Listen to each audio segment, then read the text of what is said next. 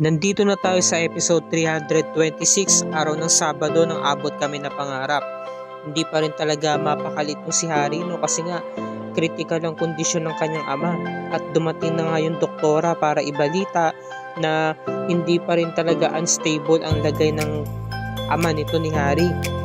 Talaga nasa critical na kondisyon pa rin ito pero na-remove na yung bala at na-stop na rin yung pagbi-bleed. Ang dami kasing pagdurugo na lumalabas kanina. At naapektuhan din ito yung kanyang spinal cord, pati yung kanyang utak, no? Kaya ito'y wala pa ring malay. Baka magkaroon pa ito ng hemorrhage sa utak. Kaya ito yung minomonitor talaga ng doktor sa ICU. Talaga umiiyak tong si Lynette at kinocomfort siya ni Annalyn sa ni Giselle. Ito naman si Annalyn, kinocomfort din niya si Harry. Ngayon, nilapitan siya ni Annalyn, sabi niya, "Nay, magpahinga po muna kayo," sabi naman ni Lynette. "Hindi ako mapapahinga, anak. Hintayin ko muna yung kalagayan ni Tito Carlos mo." Sabi niya, "Sige na anak, okay lang ako. Ikaw, kailangan mo magpahinga." "Huwag ka mag-alala sa akin anak, okay lang ako," sabi naman ni Annalyn. "Sigurado ka, Nay?" "Oo anak, salamat Sabi niya, talagang umiiyak talaga si Lynette. Kasi talagang hindi daw niya mapapatawad ang sarili niya kung mawala man si Carlos. Mahal niya to diba? Kaya ayaw niya daw mawala. Talagang umiiyak si Lynette at sinisisi niya na baka pinaparusahan siya ng Panginoon kasi tinanggihan niya yung proposal ni Carlos. Sabi naman ni Lynette, "Huwag niyo po sabihin niya, Nay." Samantalang ito namang si Zoe, pinunta ng kanyang ama para kamustahin. Ngayon nakita niya si Harry. Kaya nilapitan niya ito. Sabi niya, "Kamusta na si Doc Benitez?" Sabi naman ni Harry, "Okay na.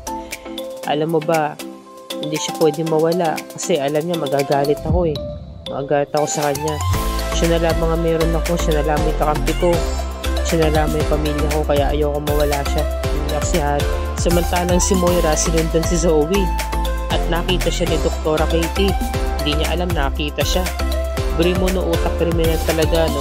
Ang mga kriminal talaga pinupuntahan yung biktima Saka naka-jacket pa siya ng itim. Doon nakita niya si Zoe na kinocomfort si Harry. Narinig niya pinag-uusapan nito. Sabi ni Zoe, "Huwag kang mag-alala, pwede mo ako maging pamilya. Pwede ako maging ate mo." Sabi naman ni Harry, "Salamat, pero alis na muna ako, gusto ko mapag-isa." Ngayon, itong si Annalyn, nagpaalam na siya sa mami niya. Nanay niya na alis na muna siya.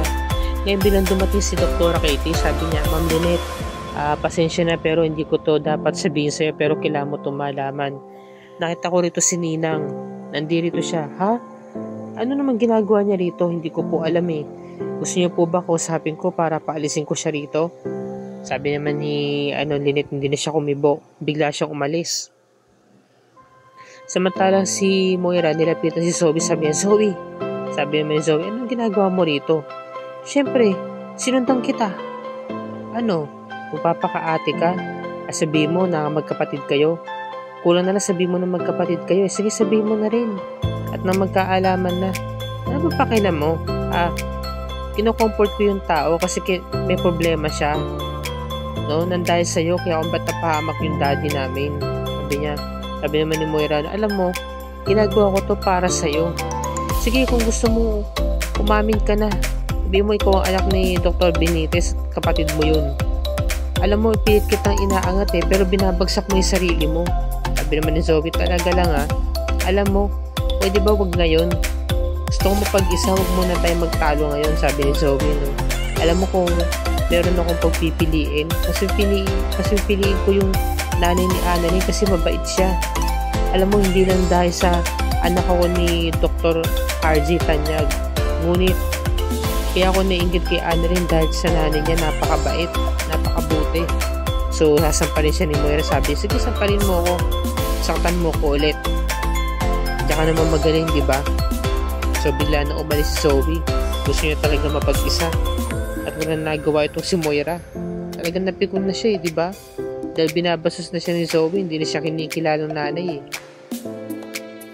Samantalang si Doc RJ, nakita niya si Annalyn, sabi niya, "O tay, ano pong ginagawa niyo rito?" Sabi ni RJ, "Alam mo, anak, Kung di lang ako napigilan ni Moira, sana maaga ako nakarating doon para naligtas ko kayo.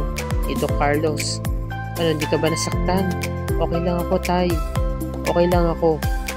Ano ba, Tay? Hindi ko kailangan sabihin yan. Kasi paano kung kayo na may napahamak? Sabi naman ni RJ, okay lang sa akin. Sa malaga makabawi ako sa inyo. Tay, hindi ko po kakayanin kapag mawala kayo. Hindi ko na kakayanin kung masasaktan ulit kayo.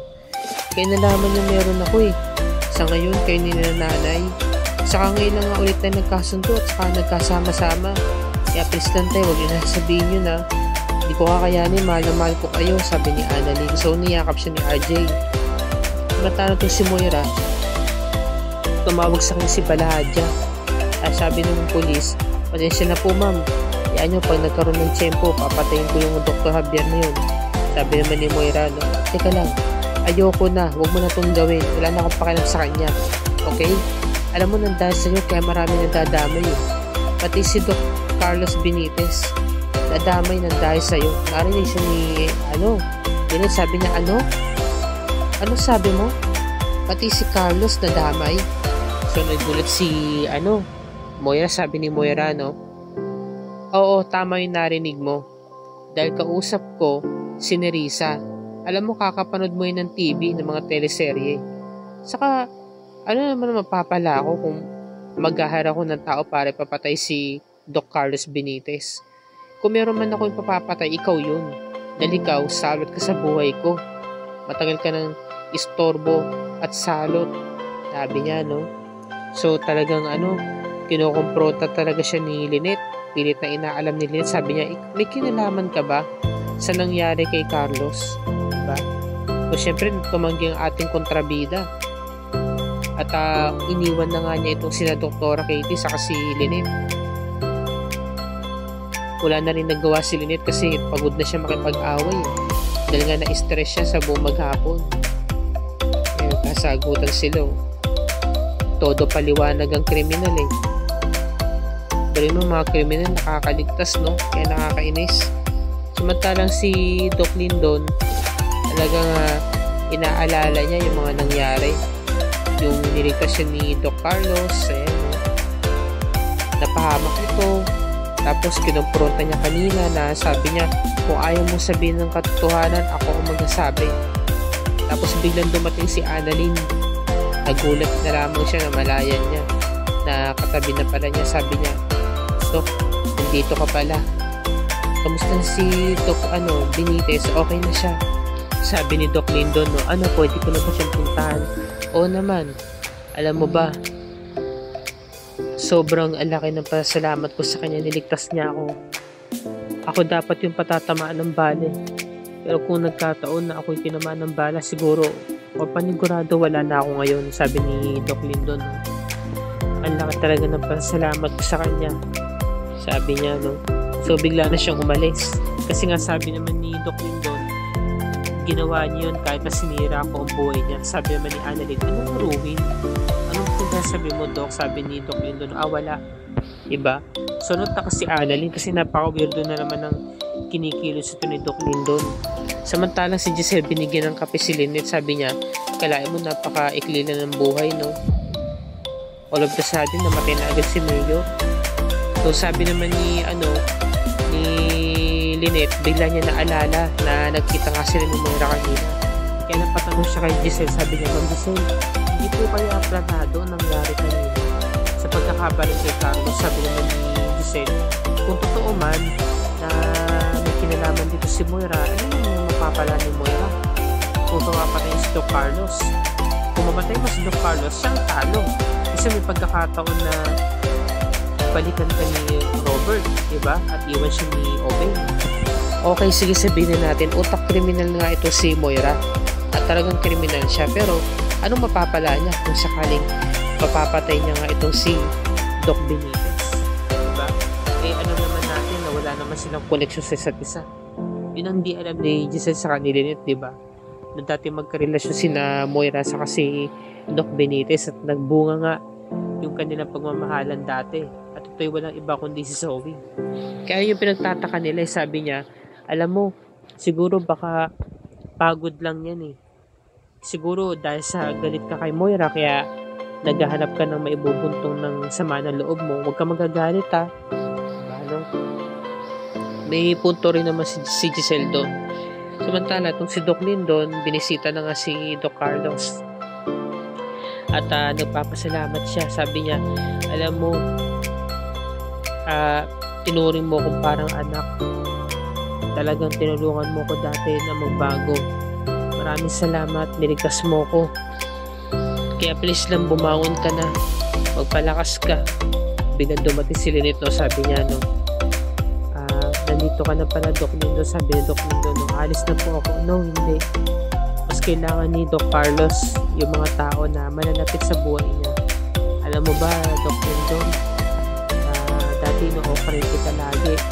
Dahil nga, nalaman ko na nalulong ka sa morphine. Pero anong ginawa sa'yo ni Doc Carlos? Pinagtatanggol ka niya sa akin. Kasi sabi niya, malapit talaga ang loob niya sa'yo. Parang anak na ang turing niya sa'yo. Ito yun, yun ang sinabi niya sa akin. Kaya ngayon, nagpapasalamat ako dahil hindi mo siya iniwan sa pagkakataong to, sabi ni Lynette, no?